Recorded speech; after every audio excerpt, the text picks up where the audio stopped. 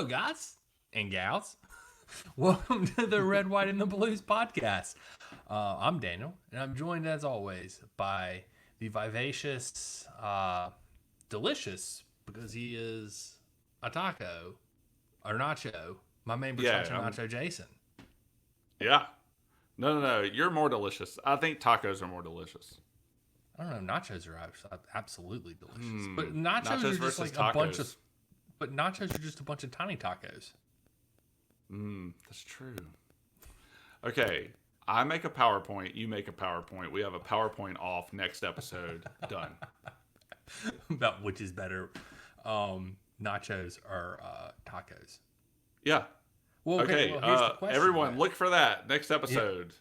Yeah. Is it a soft shell taco or a hard shell taco? Oh, yeah. See, I'm a soft shell guy. I'm a soft shell guy. I don't like hard shell tacos. Yeah. I'm a soft shell. Because I think you get more out of a soft shell. Because you can just... And at what point does a taco become a burrito? Right. Oh, yeah. True. And is a taco a sandwich? I don't know. I feel like that's a question I've seen around the internet that the young people have time to talk about. But that I don't have time to talk about because I work. No, that's right. We have jobs, and we have Chelsea football to talk about. Good segue, Jason. Good segue. But I totally set that up for you. I know well you did, done, everybody. Yeah, I just congrats Jason all around. Lobbed it up there, and I spiked it across the net. You know? Smash it.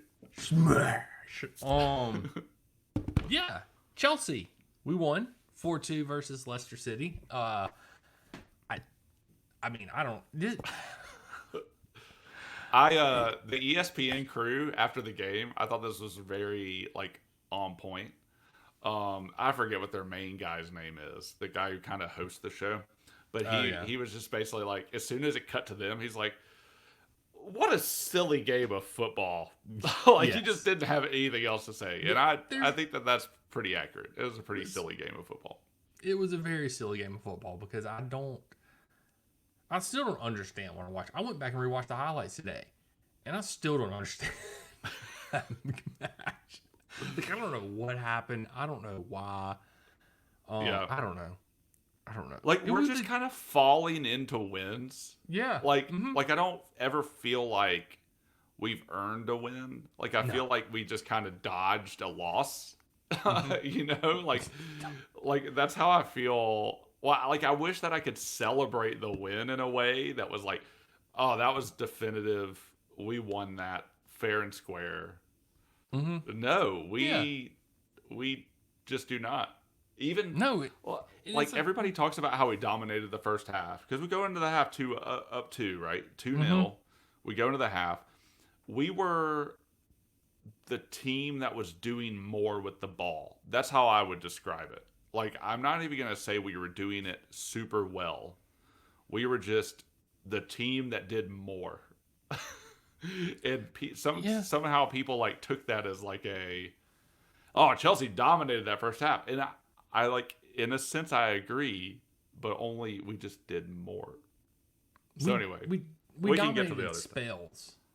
Right. Which is what This is what we normally do these days. We'll have a 5 to 10 minute spell where we dominate the game, and then we'll have 45 minutes in the second half where we don't do anything. Yeah. So, God. That's still true this match. I don't know. Starting lineup. Bob in the net. Bob was in the net, and we knew it was going to be a disaster. I was starting in the back. Yeah. Yeah.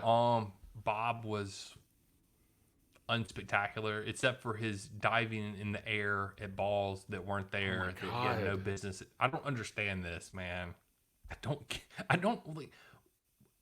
It's like he wants to be a meme. I don't know. What's his problem? Just play football. Don't try to be a meme, Bob. God. Yeah. He's turned it into a meme. Freaking idiot. But yeah, it's ridiculous, man. The rest of the back was the same.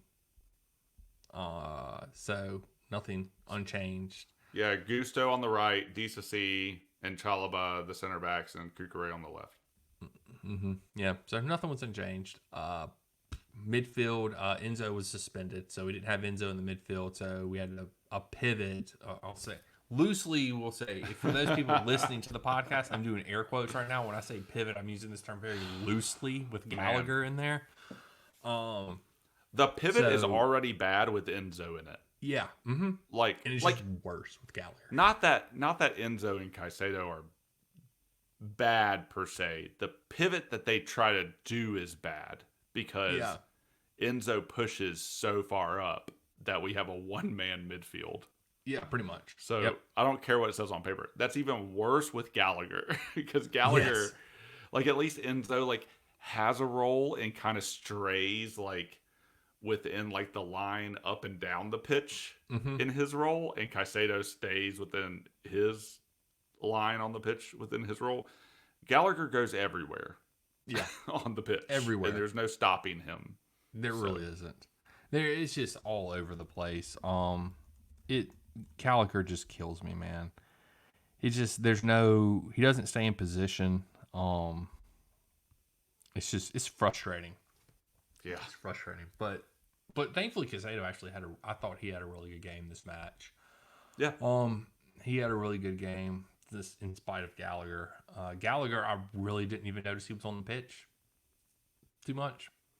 Yeah, I didn't. Yeah, Gallagher does a lot of off the ball work. But yeah, I mean, he wasn't impactful, I guess is probably the best word to say. When Enzo plays in the midfield with Caicedo, you can usually point to some really good passes that he's made in the match, some good recoveries. There's things you can always point to in Enzo's game, when he's in that pivot. And with Gallagher, I didn't feel like we got any of that this match. So it was just sort of... Well, he's not going to create anything. He didn't create any goals or any real chances for goals or expected goals, and he didn't create any expected assists. And he wasn't he was just there. He was just there. Yeah. That's honestly what it was. He was just there. Yeah. There's nothing else. No other way to He put did it. a few things defensively. Yeah. He was an outlet if he wanted to be, but he never wanted to be, so he wasn't an outlet. You know what? You get my drift. You get it. We get it. Mudryk was at the 10. Yes. And I mean, not as good as his last performance at the 10, but I still thought he did pretty good. I'm just glad he got to start because I was fully expecting him, after he came on, scored last match, Poch was just going to bench him again. That was probably what was going to happen, but thankfully Poch started him this match. Maybe it actually had more to do with Enzo being suspended than actually Poch starting Mudryk, now that I think about it. For sure. And then the front three were Sterling, Nico, and Palmer. So. Yeah. Yeah. Yeah. Palmer, great to see. As always. As always. You and I just a little bit of sausage making here. You and I have decided to talk about Sterling, the whole thing about him on a different pod that will different episode probably that will drop different later. episode. Sorry, that will probably record not too long after this one. So it'll just go later this week. Yeah, I'll be wearing the same shirt, but our thoughts will be separate, and we'll release that separately. We're decided to cut this episode in half because we're tired of doing an hour and 20-minute podcast for you guys when it could be 2 30-minute podcasts. So So I mean, not wrong. It is what it is, and so we're going to cover the next episode. We will cover the Sterling debacle, and that then rolls into the Matt Law article that came out today. It's Matt Law always gives us great material to talk about. So those two sort of go hand in hand. So we're going to discuss that. So if we don't talk about the Sterling and Palmer penalty thing, cliffhanger, guys, you got to listen to the next episode because we're going to talk about it there. Yeah, sorry about that. But not sorry, because it'll be better this way. It will be better this way. Smaller chunks. Yeah. Trying something bigger new. impact. Smaller chunks, bigger impact. That's right. Let us know what you think of the new format. Yeah. Take a cue from us, Gallagher. Smaller chunks, bigger impact. That's right. I don't know what that means for him, but I just wanted to say it. First goal, who was it? Was it somebody played the ball through to Nico? I don't remember who it was. But then First goal Nico, was Cucurella. yeah, and then Nico passed it across square ball across the goal to Cucurella, who just tapped it in. Wide open. Wide open. Nobody Wide open. Nobody That's there. his first Chelsea goal. I know. I was shocked when I heard that. It's like, he hasn't scored before, but, It's wild. hey, it was, I mean, there was like nobody there. And I mean, like, hey, kudos to him. He came running from midfield. Yeah. Like, it was a dead sprint. It's awesome. I mean, I was proud of him. Cool, calm, composed. Didn't do anything fancy. Just tapped it in like you're supposed to. Didn't take 5 touches in the box and then kick it sky high like some people would have done. He just put it in the net. Like, everybody in the box committed to. Like, that was just, oh man. Like, Yeah. Leicester City was so dumb. They all committed. Everybody went to Nico. There's like 4 people there. Like, the entire Crazy. defense just shifted to that side, and then Cucurella just runs. And it was, like, kudos. You got to give a shout out to Nico, too, for being able to see that and being able to recognize. It was a great pass, too. It was tight. It was. It was a tight pass. A really good pass. And it just continues, which we talked about last week on the podcast, like the evolution of Nico and how he's getting better and better, fitting more into the role of that striker. Is he there yet? No. Is he still growing? Yeah. Yes. But you can. He's one of the players that you can see improvement in, like that you can look at and say, this guy's gotten better as the season's gone on. Yeah. And he's kind of showing what we thought he would after preseason, and he's doing it without Nkuku. So yeah. I think that's pretty great that he was able to kind of overcome. Because we are all like, yeah, Nico would be great if he has Nkuku. And, like, I'm kind of glad that he's just great without him. Yeah. So, and he's definitely developed a lot of aspects of his game. Like you said, he's one of the players who can see improvement. And I feel like he improves every game. I'm pretty happy with him. Yeah, I am too. I'm definitely, I'm sorry, I keep looking down at my dog. She's being weird right now, so sorry guys. But yes, Nico is like, I'm enjoying watching him grow this year, and I'm excited to see what he's going to do next year. And I think the thing with Nkuku was just we saw how the chemistry that they had in preseason, like they just seemed to have something between them two where they were combining really well. And I think maybe that was the issue that we had with Nico early in the season, is we set the bar too high for him almost, because we saw what he did in preseason. So maybe that was sort of what, maybe we put some unrealistic expectations on him. I would probably be guilty of that because of how good of a preseason he had. And he's sort of gotten back into form now, and it's nice to see him grow. Second goal, before the second goal, Sterling got fouled in the box and then missed a penalty. It was just a bad penalty take. Bad. But here's my thing about him getting the penalty is he got the penalty as he whiffed on the shot. Like, you know what I mean? Like, yeah, it wasn't even like, this is what we've said about Sterling this whole time. He just stumbles up. Like, somehow it's like that time that he was like involved. What was that game earlier this year? Because Sterling hasn't scored for a while. Yeah, he's been in a drought here lately. Oh man, I'm gonna butcher this, but he was in some game where he was involved in like all 4 of our goals, and like somehow like his mistakes led to the goals. Like, it wasn't like they were just amazing. So he got fouled on a whiff kick to earn the penalty. Yeah, and then like you said, that penalty sucked. Yeah, it was, I mean, straight down the middle. I mean, it was bad. That's a disaster of a penalty. Yeah, it was real bad. Yeah. And we can talk about some of that too, because some of this I think is on Poch. Yeah. Yeah, but are you referring to the fact that he doesn't have a designated penalty taker and he just lets the players decide amongst themselves? Yes, because there was a... I agree. It might look worse on camera than it does. I don't know. But like, and I heard, I read somewhere, it might have been like We Ain't Got No History, where it was just like Palmer was put in an impossible situation by a senior player who pulled seniority to get him to give him the ball. And Palmer was a good teammate because that's the path of least conflict. Yeah. And so chose to give him the ball. So there was a kerfuffle about that, which just goes to show that the dynamic of the team is a little in some ways. But then we can talk about the rest of the Sterling stuff, because some people came to Sterling's defense, rightfully so. You would expect teammates to do that, but I did think it was pretty unprofessional and immature of Sterling to do that.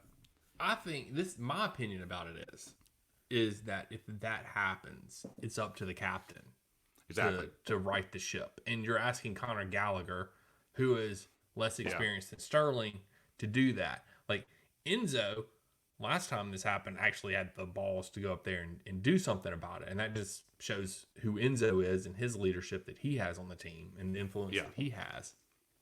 So to me, it comes down to the captain. Like, it's the captain's. If that's the way Poch is doing it, he has to communicate that to Gallagher and saying, if there's a whatever kerfuffle on the pitch between who's taking the penalty, you have to decide. Like, that's your call. You're the captain.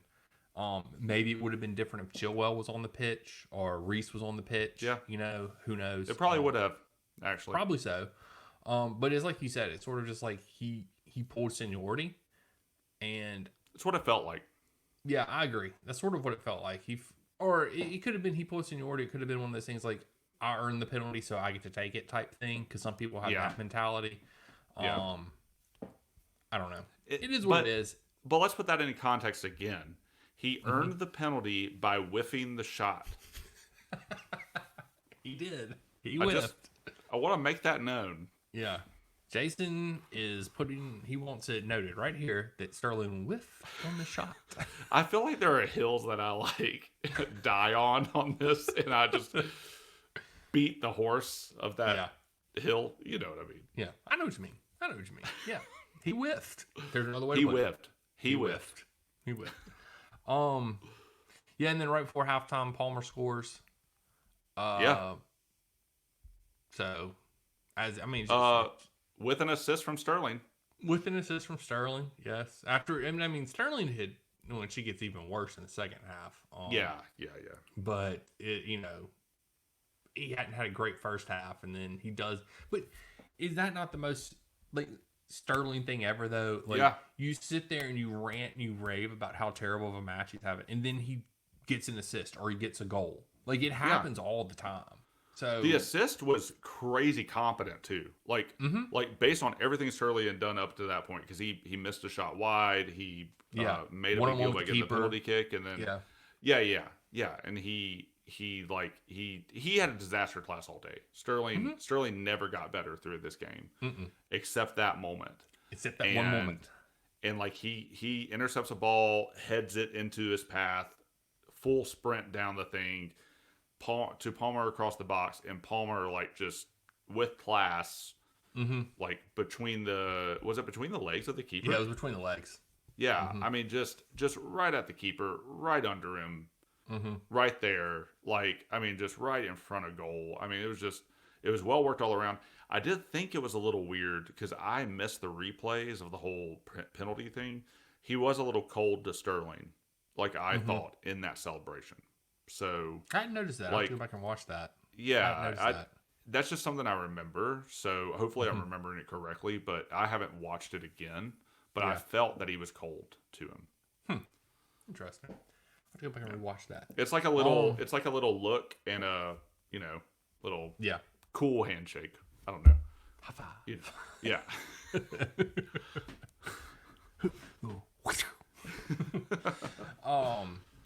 Yeah, but that happened. We went to halftime, and we came out, as we always do in the second half, sluggish and slow, and it was just miserable to watch. And then, out of nowhere, ESPN wasn't even, they were showing a replay or something. They've done this several times this season. DSE Disasi just decides, hey, I'm going to try and pass it back to the goalkeeper, but I'm going to shoot the ball and not even get anywhere close to the goalkeeper, and I'm going to put it in the back of the net. He kind of misjudges that throw in too, right? Like, it's a Yeah. throw in going backwards. To be fair, whoever was He was putting under pressure pressure. on him, yeah, But you've got to put it on the ground or just clear it out of bounds. Like, you can't. And I don't know why nobody in their right mind, no goalkeeper outside of somebody that's playing like American U8 soccer is going to have their keeper on the line in that situation. Yeah. Like, it just doesn't. Yeah. No goalkeeper is going to stay on the line. And, I don't think that, and I don't blame Sanchez for that. It's all this DCC for that one. I blame him. Yeah. Because the announcers, I think, at one point were like, Sanchez was off his line. I'm like, the ball's at midfield. Why would Sanchez be in the goal? Yeah, but you'll never convince me that Petrovic wouldn't have saved that. True, I agree with that. Petrovic would have gone back, dove, and saved it. So yeah, he would have made a correctly timed dive to save the own goal from DCC. Yep. That happened, and then not too long after that, Mavadidi. There wasn't nothing anybody could do about that goal. Yeah, that was just a good goal. It's a good shot. Maybe you close him out a little sooner, but that is the first time that I've seen this season that I've seen Gusto get done in like that, because he did Gusto in hard on that. Yeah. And it's like, okay, I'm not going to be too hard on Gusto because he's had a hell of a season for us, and that's like the first time I can remember Gusto getting beat like that. Yeah, it was wild. It was good. He made space in the box, juked Gusto to the side. Yep. Made space for himself, right-footed it. Yep. Right past Bob. Yeah. Right. Who dove for it, by the way? Who dove for it and missed it, as per usual. Because when Bob dives, he does not get the ball. Yeah, for sure. He is not we can check on his depth perception on stuff. Maybe get some new contacts for Bob, because maybe his depth perception's off or something. New career for Bob. Sorry. Don't bash the players, Jason. I'm a bad fan. Oh, you're a terrible fan. Oh gosh. That's next episode, guys. So go listen to the next episode. That's why I'm wearing green. Yeah. He's toxic. He's toxic. He's a toxic Avenger over there. So, and then, when did they score that goal? That was what that was the 62nd minute. 62nd minute. After the own goal, we were bad. They were on the front foot for the whole game after the own goal. Just about the whole half after the own goal. Yeah, it was. It was really bad. And then we had the ball over the top to Nico, and he was through on goal and got taken out. It was outside the box. Fair call. No complaints about the call. Definitely a red card. It is what it is. It sucks for them, but he took them out. And then that's when Sterling sent a ball to the moon. Probably still hasn't come down at this point in time. Terrible. Yeah, I just read an article. They said it hadn't. Yeah, okay, cool. Just confirm. Still has not come down. You heard it here first. Breaking news. The ball has still not come down. It is. Oh my God, that was bad. Just add that to the list of Sterling's a bad match he had.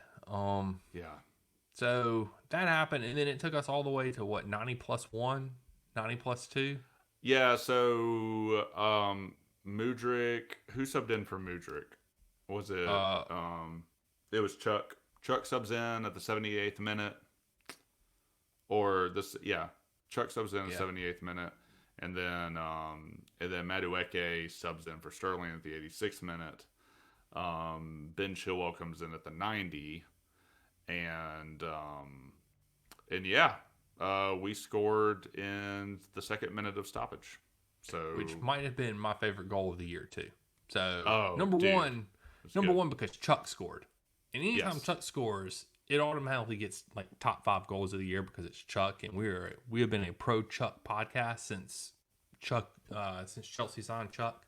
Yes. And then the cheeky little assist by Palmer. Oh my gosh, it was just it's just a thing of beauty. It's just so great seeing two players connect like that, and then to hear after the game their post match interview where Chuck was like, "Yeah, Cole told me that if I got on the pitch today, he was going to assist me, and sure enough, it happened. And I think that's the one thing is you do have to attribute some of our downfall this year to our injuries because Chuck, when he has played this year, has made a difference. He was making a difference in preseason. Same with Nkuku. Those two haven't played all year. So it's one of those things. Those two guys probably get us some more points. We're probably not sitting in 11th right now, Yeah.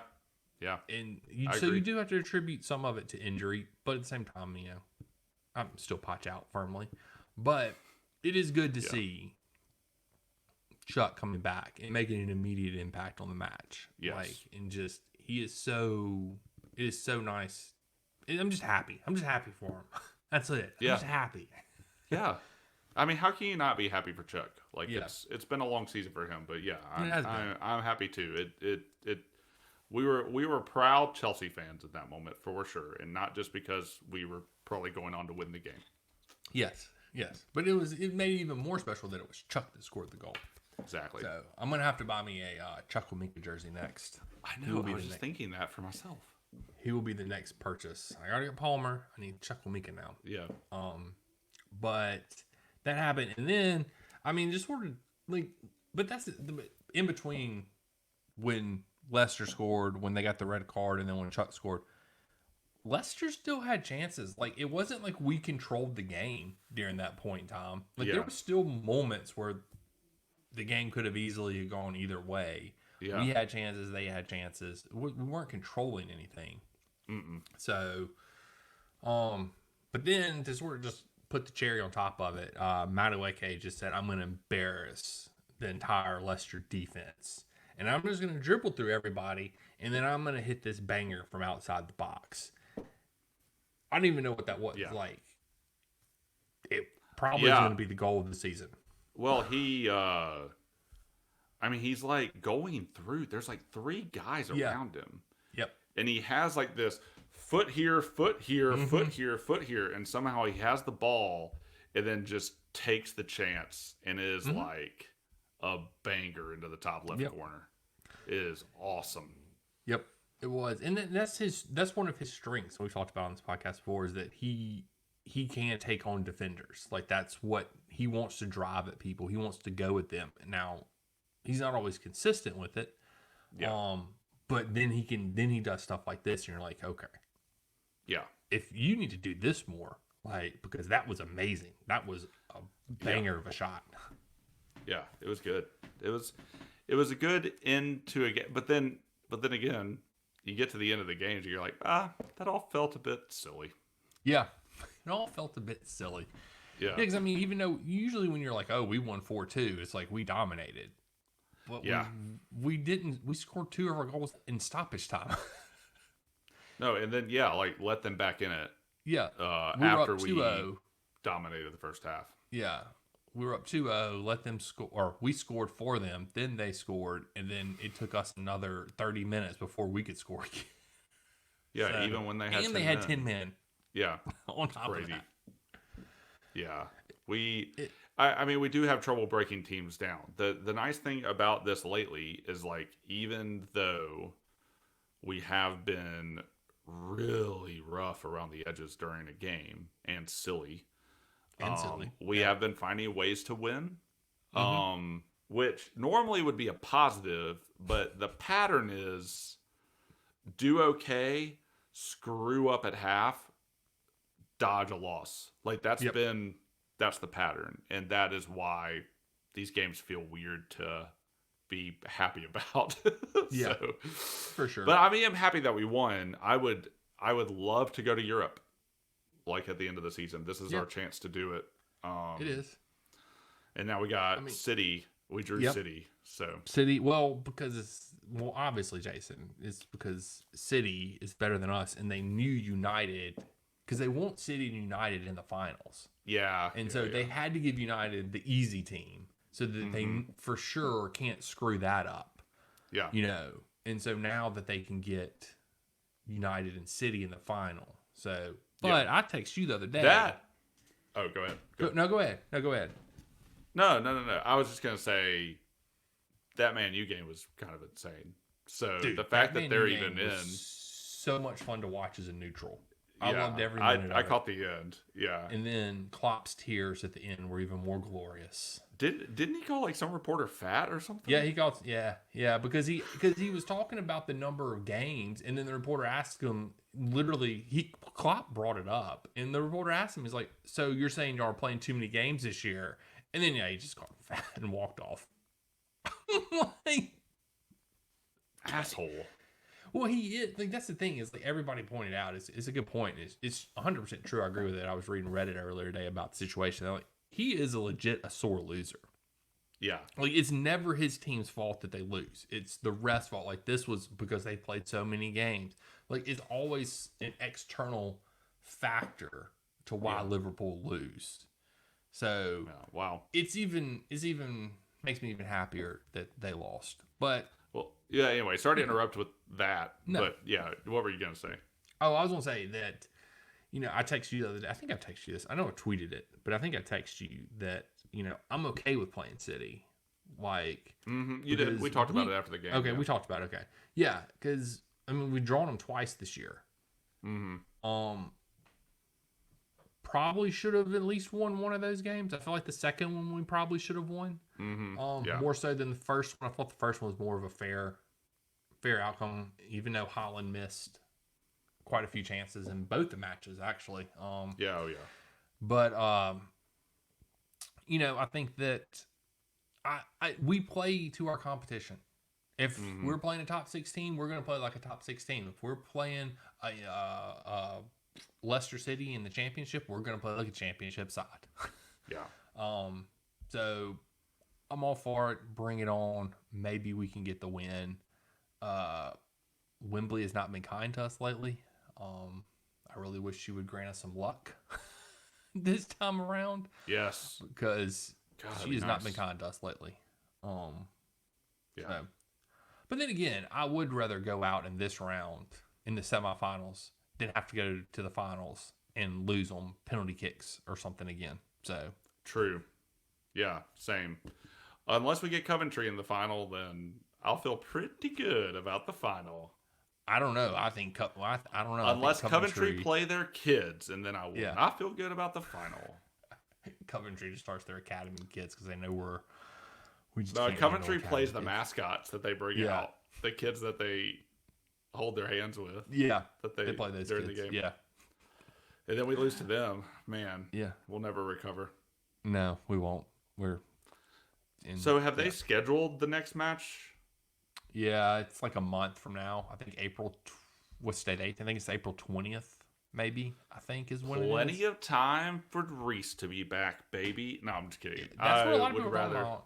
I don't know if he'll be back in time, but Gusto's doing so good though, man. Gusto is. I'm fine. Like, I think Reese is going to come back strictly because he wants to play in the Euros. Yes. I don't want him to come back. If it wasn't a Euro year, I think he would not be playing again this season. But I think he's going to sort of be stubborn about it because he wants to play in the Euros. Yeah.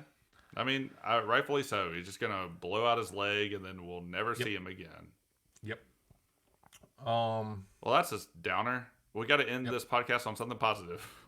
Yeah. Player of the match. Palmer. Yep. I'm with you. Unless Chuck. Super sub Chuck.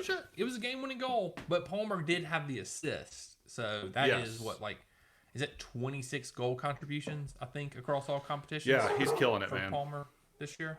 He's amazing. Yeah. I hear a dog. Yeah. I'm muting my mic right quick, so hopefully that there wasn't too much dogs. If you hear a dog bark in the background, my bad, guys.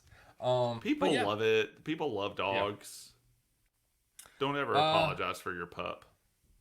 Anything else to cover about the match, Jason, that we might have missed? No. I'm kind of happy that we're going into an international break. So you and I get to watch a movie again, and we get to talk about it. Yes. Yeah. We got to discuss. Oh, wait. When is international break? I didn't realize it was this soon. Yeah. Our next game's not until the 30th. Oh, man. Okay. Well, we need to. So, next episode, also tune in, and we will let y'all know what movie we're going to watch. And then y'all can watch it along with us and tell Yeah. us what you think. So It'll be great. Yeah. it'll be all right. If you don't know, if you're new here, during the international breaks, we do an international movie break. And we don't talk about Chelsea. We watch a loosely based sports movie. Yeah. We've watched I a couple. think I We've I watched a soccer picked one that wasn't sports. Yeah. We picked a soccer It was one a last time. You So- picked last time. So Yeah. I guess it's up to me this time. It's up to Jason to pick one. Yeah. So, yeah, that's where we are. Join in next time when we reveal to you the movie. So, Jason, tell these lovely people where they can find us. Yo, you can find us on Substack and X. Even though we got the bird logo down there, you know what it means. Daniel does amazing things on both. We were talking pre-game about how I need to get my freaking shit together and help him out. That was mostly like me talking to myself, and Daniel was very nice about it. But I still need to get my shit together and help him out. But until then, Daniel does amazing things on both. Go read match reviews. Go see our text message conversations. Check out the tweets that Daniel sends live during the match. All at Red White Blues FC. It's right there. That's right. It's right there. And also, you watch this on and YouTube. YouTube. Yeah, if you're watching this on YouTube, if you're watching this on YouTube, thanks a lot. If you're listening to the pod, YouTube is also at Red White Blues FC. You gotta tell them to hit the like and subscribe button, Jason. Oh, we're gonna. You gotta do that now. Add it to your spiel. I don't want that. They know how. If you're watching this on YouTube, you know how YouTube works. Do the thing that helps us with the algorithm. Hit the bell, man. Ding ding ding. You know, whatever. Hit the bell, whatever. I just hate it when people say that. I just don't want to be the guy. All right, Just we'll don't go want to be be the the guy guys that then. said. Well, you go to YouTube and you people do what you're supposed to do. That's just You go to YouTube. We don't have ads on here. You go to YouTube and just watch us. Yeah. Just watch our faces as we talk. Yep. So yeah, there. Where are we? Oh, Dead gummit! I screwed it up again. Every damn week. I'm gonna put sticky notes on my wall that says "Don't say We need Amazon." Chelsea to go to Europe so we can do this more often, so you can practice more often, not Yes. saying Amazon. Yes. That's the problem. Something. Chelsea, get us to Europe so Daniel get can us stop to saying Europe. Amazon. Yes. We're on Apple. We're on Spotify. That's where we are. Listen to our podcast. Give us a 5-star review. Do whatever you do there too. I don't really know other than leave. I don't. Just do whatever. I don't know. Do whatever. Yeah. Till next time. We'll catch you guys on the flip side. I do be shopping on Amazon. Flippity floppity.